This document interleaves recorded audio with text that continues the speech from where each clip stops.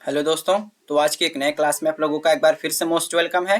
तो आज की क्लास में हम देखने वाले हैं जेल इलेक्ट्रोफोरेसिस के पूरे प्रोसेस को कि जेल इलेक्ट्रोफोरेसिस का टेक्निक जो है वो किस लिए यूज्ड होता है और इनमें इनमें क्या क्या प्रोसेस इन्वॉल्व हैं। आज क्लास में हम एक एक करके इनके सभी प्रोसेस पर डिटेल से डिस्कस करेंगे और इनके नोट्स के साथ। तो ये जो जेल इलेक्ट्रोफोरेसिस का टॉपिक है ये आपके एग्जाम में ज्यादातर शॉर्ट टाइप क्वेश्चन में बहुत बार पूछे जाते हैं। तो आपसे रिक्वेस्ट है कि आप आज की क्लास को थोड़ा सा भी स्किप ना करें और आज की क्लास को आप पूरा अच्छी तरीके से अटेंड करें। और आज का क्लास जो होगा वो बहुत ज़्यादा लंबा नहीं होगा, क्योंकि आज की क्लास में हम केवल जेल इलेक्ट्रोफोरेसिस पर ही डिस्कस करेंगे। तो इन पर डिस्कस करने से पहले मैं आपसे एक और इम्पोर्टेंट बात बता दूं कि जो जेल इलेक्ट्रोफोरेसिस है इस टेक्निक का यूज सबसे पहले टिसेलुअस जो एक साइंटिस्ट है, टिसेलुअस एक साइंटिस्ट है जिन्होंने जेल इलेक्ट्रोफोरेसिस टेक्निक का यूज करके सीरम प्रोटीन को सबसे पहले आइसोलेटेड किया था। एक बार फिर से आप समझिए कि जो टिसेलुअस एक साइंटिस्ट है, इन्होंने ही जेल इलेक्ट्रोफोरेसिस टेक्निक का यूज करके सबसे पहले सीरम प्रोटीन को आइसोलेटेड किया। तो ये जो पॉइंट मैं बता रहा हूँ कि टिसेलुअस जो साइंटिस्ट हैं इन्होंने सबसे पहले जेल इलेक्ट्रोफोरेसिस का यूज करके सीरम प्रोटीन को आइसोलेटेड किया, ये भी आप अच्छे से समझ लीजिए क्योंकि यहाँ से भी आपसे क्वेश्चन उठ सकते हैं एग्जाम में। तो आपने देखा कि कौन साइंटिस्ट हैं, टिसेलुअस साइंटिस्ट हैं।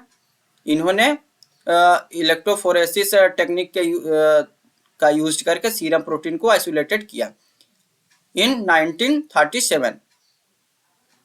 तो आइए अब हम देखते हैं कि जो जेल इलेक्ट्रोफोरेसिस है ये इस टेक्निक में क्या क्या प्रोसेस इन्वॉल्व होते हैं। तो यहाँ से आपने एक और बात यहाँ से समझा पहले ही पॉइंट में कि यहाँ पर प्रोटीन या फिर किसी भी माइक्रो या फिर माइक्रो मॉलिक्यूल का यहाँ पर आइसोलेटेड होता है। जेल इलेक्ट्रोफोरेसिस के मेथड में आइसोलेटेड होता है माइक्रो या फिर माइक्रो मॉलिक्यूल का। तो यहाँ पर अब आइए हम एक एक पॉइंट को अच्छे से समझते हुए पूरे प्रोसेस को देखें कि gel electrophoresis is a technique to separate fragment of DNA और other micro molecule such as RNA and protein. तो जेल इलेक्ट्रोफोरेसिस एक टेक्निक है, ये अभी हमने बताया आपको। और इसी टेक्निक के थ्रू जो डीएनए के फ्रेगमेंट है, डीएनए के जो फ्रेगमेंट है या फिर अदर फ्रेगमेंट जैसे कि आरएनए के हो गए या फिर प्रोटीन के हो गए, कोई भी फ्रेगमेंट आप समझ सकते हैं डीएनए के या फिर आरएनए के या फिर प्रोटीन के, इसी जेल इलेक्ट्रोफोरेसिस टेक्निक के थ्रू ही उसे सेपरेट किया जाता है। और किसके बेस्ड पर? उनके साइज और चार्ज के बेसिस पर ही उनके साइज एंड चार्ज के बेसिस पर ही उनको सेपरेट किया जाता है। किनको? डीएनए हो गए या फिर आरएनए या फिर protein. Electrophoresis involve running a current through a gel containing the molecule of interest. तो यहाँ पर देखिए जेल इलेक्ट्रोफोरेसिस से रिलेटेड एक मोस्ट इंपॉर्टेंट पॉइंट है यहाँ पर कि electrophoresis involve running a current through a gel containing the molecule of interest. कि जो डीएनए आरएनए या फिर जो प्रोटीन है उनको उनके साइज और चार्ज के बेसिस पर सेपरेट कैसे किया जाता है।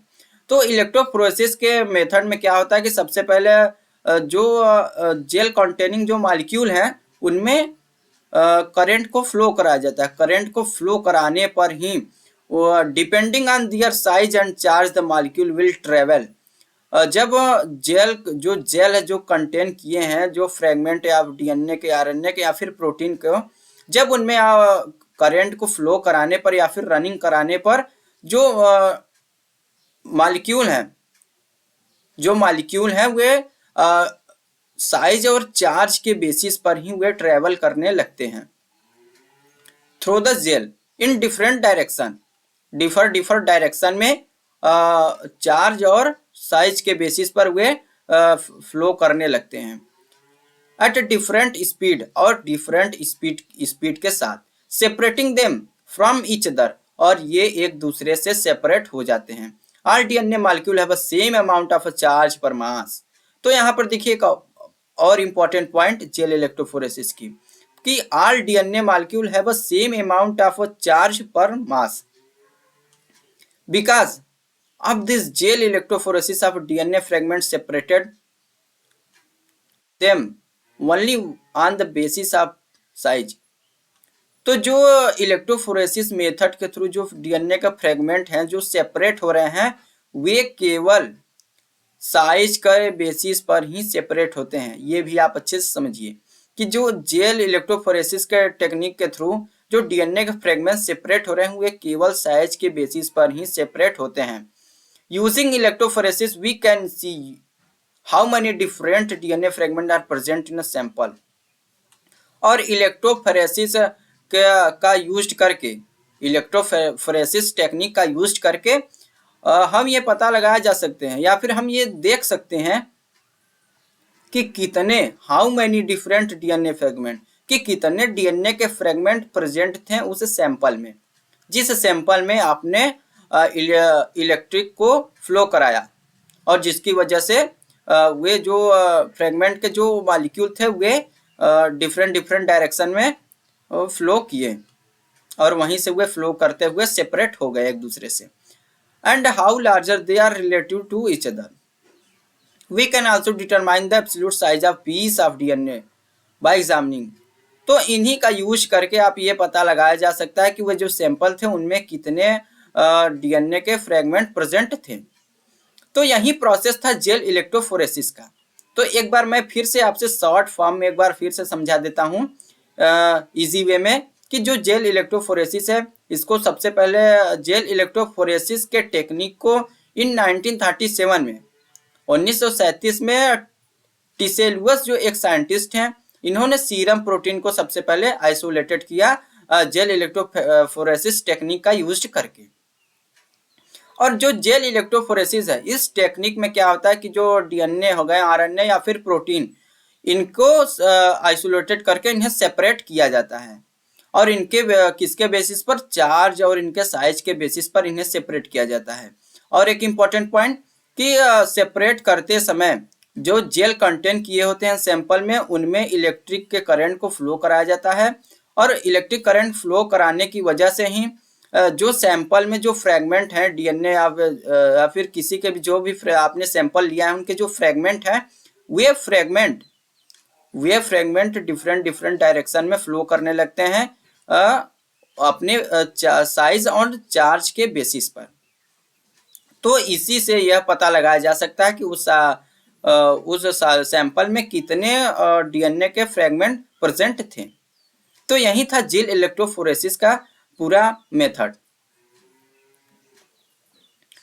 तो यहाँ पर एक और पॉइंट देखिए कि detection of nucleic acid by gel electrophoresis, कि न्यूक्लिक एसिड का पहचान जेल इलेक्ट्रोफोरेसिस टेक्निक के थ्रू।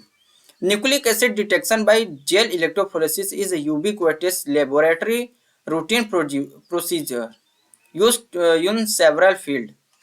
जो न्यूक्लिक एसिड का डिटेक्शन है, जो न्यूक्लिक एसिड का पहचान है, ये जो लेबोरेटरी में ये रूटीन प्रोसीजर है और इनके यूज से ही जो जेल इलेक्ट्रोफोरेसिस है, जेल इलेक्ट्रोफोरेसिस के थ्रू ही न्यूक्लिक एसिड का पहचान किया जाता है लेबोरेटरी में और इनके यूज से ही इनके यूज से ही या फिर इनके यूज से इनका यूज सेवरल फील्ड में होता है, बहुत ही फील्ड में होता है कि जैसे कि जेनेटिक एंड मॉलिक्यूलर बायोलॉजी में, बायोकेमिस्ट्री में एंड फॉरेंसिक साइंस में, and essentially step in extraction, cloning and PCR work flow. तो ये जो पीसीआर वर्क फ्लो है ये आपके सिलेबस में मेंशन किया गया है। तो ये जो पीसीआर वर्क फ्लो है, इन पर हम पीसीआर मतलब कि पॉलीमराइजेशन चेन रिएक्शन, इन पर हम अगले क्लास में डिटेल में देखेंगे और ये आपके सिलेबस में भी मेंशन है। तो जेल इलेक्ट्रोफोरेसिस के थ्रू जो न्यूक्लिक एसिड का डिटेक्शन है लेबोरेटरी में, इनका बहुत ही यूज्ड होता है।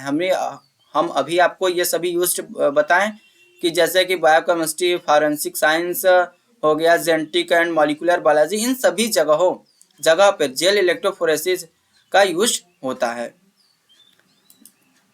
तो यहाँ पर देखिए जेल इलेक्ट्रोफोरेसिस का टेक्निक इसी डिवाइस के थ्रू पूरा कंप्लीट होता है। यही डिवाइस में इलेक्ट्रिक को करंट को फ्लो कराया जाएगा और इलेक्ट्रिक करंट जब फ्लो होगा तो जो सैंपल में जो फ्रेगमेंट है उन्हें साइज और उनके चार्ज के बेसिस पर उन्हें सेपरेट कर देगा। तो आज की क्लास में आपने देखा कि जेल इलेक्ट्रोफोरेसिस को के पूरे प्रोसेस को, इनमें क्या क्या प्रोसेस इन्वॉल्व होते हैं, क्यों होते हैं और इनका यूज्ड क्यों होता है, इन सभी बातों को आपने आज की क्लास में डिटेल में समझा। तो अगर आपको लगता है कि कहीं पर भी जेल इलेक्ट्रोफोरेसिस टॉपिक में प्रोसेस में समझने में थोड़ा सा प्रॉब्लम क्रिएट हुआ हो, तो आप हमें कमेंट बॉक्स में कमेंट कर सकते हैं, जिससे रिलेटेड मैं एक और नए क्लास को अटेंड कराऊंगा और वहां पर आपको एक बार फिर से बताने का प्रयास करूंगा। तो आज की क्लास में बस इतना ही। मिलते हैं एक नए वीडियो में एक नए टॉपिक के साथ। तब तक के लिए धन्यवाद।